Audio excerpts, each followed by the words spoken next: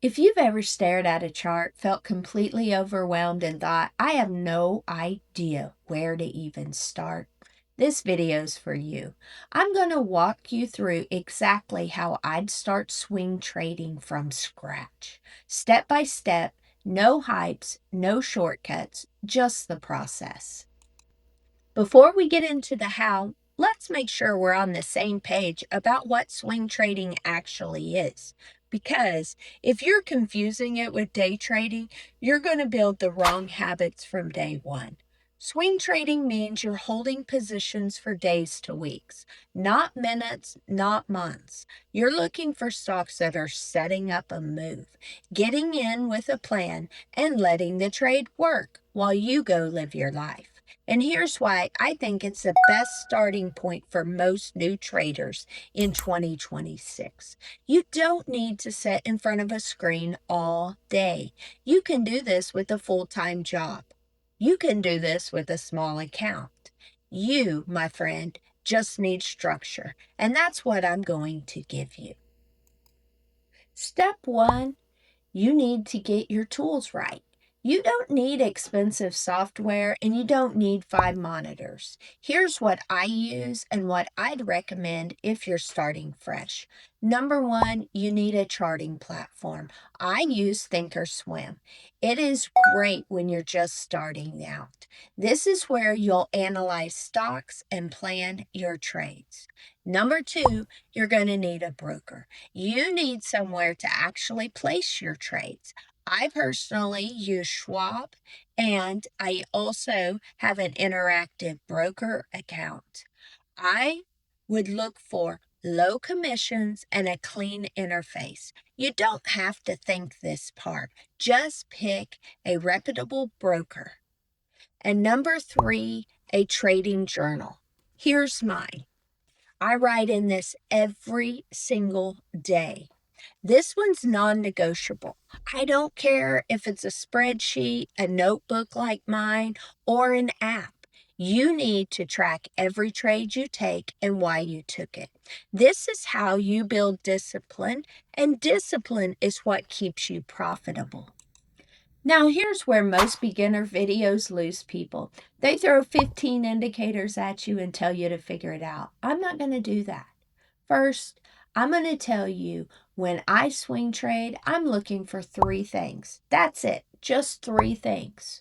Number one, trend direction. Is this stock in an uptrend or a downtrend? You can use simple free tools such as a moving average. I would use the 50-day moving average or the 200-day moving average. If the stock is above these moving averages, then I would consider it in an uptrend. If it is below, then I would consider it in a downtrend. You can also simply just look at candlestick patterns. Is the stock making higher highs and higher lows? If it is, then it's in an uptrend. And if the stock is making lower highs and lower lows, then it's in a downtrend. If the stock is in an uptrend, I'm looking to buy the dip. If it is in a downtrend, then I'm looking to either stay away or I'm looking to sell the rip. It's that simple. The second thing I look for is a pullback to demand or pullback to support. I don't chase stocks that have already run up 20%. I wait for them to pull back to a support level. And if I'm looking to go short, then I'm looking for the stocks that have had a relief bounce up to a supply zone. Really, that's where I'm looking to buy either calls in an uptrend or puts if trading a downtrend. And third, confirmation. I want to see a candle that tells me buyers are stepping back in. A strong green candle from a demand zone with increasing size That's a great signal that buyers are stepping in. I have an exact 3-step confirmation process. I'll link a video at the end of this one that you can watch if you want to learn more about how I wait for confirmation when price is in a buy zone. Oh, good old step 3, risk management. This is a part no one wants to hear, but it's the part that determines whether you're still trading 6 months from now or if you've given up. Rule number 1, never risk more than your account can afford to lose on a single trade. So, for instance, if you have a $5,000 account, that means you should not risk $2,500 on one single trade. Not only will it wreck your account balance if you're wrong, but also it wrecks your emotions and confidence if you're wrong. So, what do I recommend? I recommend finding an allocation amount that is reasonable per trade for both your account size and your confidence. If I had a $5,000 account, I would be willing to risk no more than $500 on any one trade, period. Rule number 2, always set your stop loss before you enter your trade, not after, not when it feels right, before. I know where my stop loss is and have an alert there always before I ever enter a trade and put my capital at risk. If the trade breaks that level, my trade was wrong. Be good, get good at admitting when you're wrong in a trade. If my stop loss criteria is met, I simply stop out of the trade and move on to the next one. You know why? Because I know that trading is a game of probabilities. Losses will come, but as long as you're trading a good strategy, your winners will be more than your losers, or at least that's the goal. And rule number 3, you must know your reward to risk. I don't take trades unless I'm getting a better reward than what I'm risking. I really prefer a 2-to-1. I want my reward to be twice what the risk on the trade is. That means if my stop loss is $2 below my entry, then I want my first reward to be $4. That is a realistic goal. If the math doesn't work, I don't take the trade. That, my friends, is what discipline truly looks like. And that's where you need to get as a beginning swing trader quicker rather than later. If this is clicking for you, do me a favor, hit that subscribe button and hit the like button. I put out swing trade preps every single week. I go live on YouTube, and I would love to have you there next Saturday. All right, let's keep going. So you've got your tools, you know the strategy, you know how to manage risk. Now you need to actually find stocks that fit your criteria. This is where it gets interesting. So, what am I looking for when considering stocks to potentially swing trade? Number 1, I want to know what trend the overall market is in. When I say overall market, I'm talking about the S&P 500.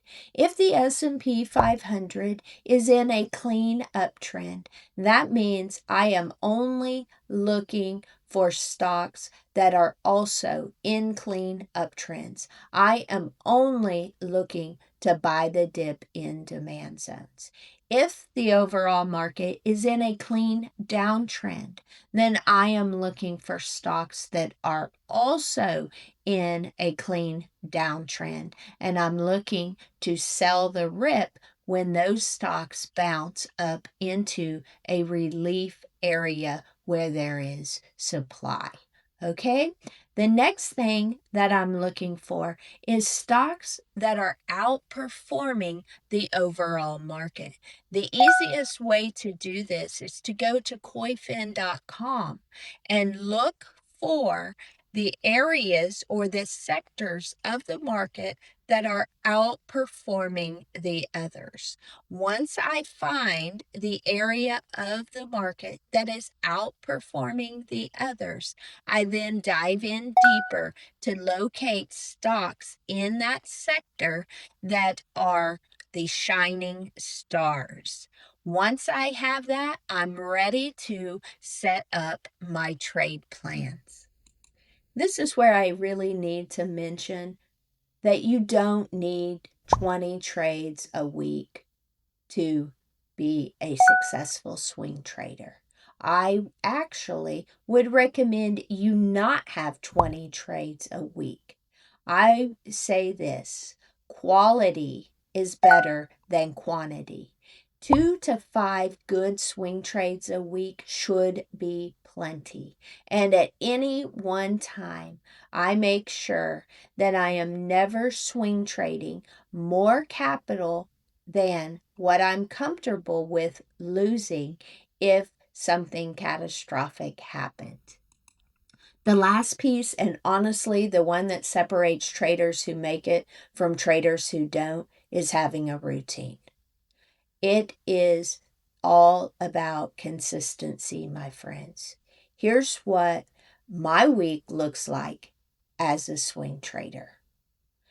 On Friday evenings, I am running my scans, looking to build a potential watch list for the next week.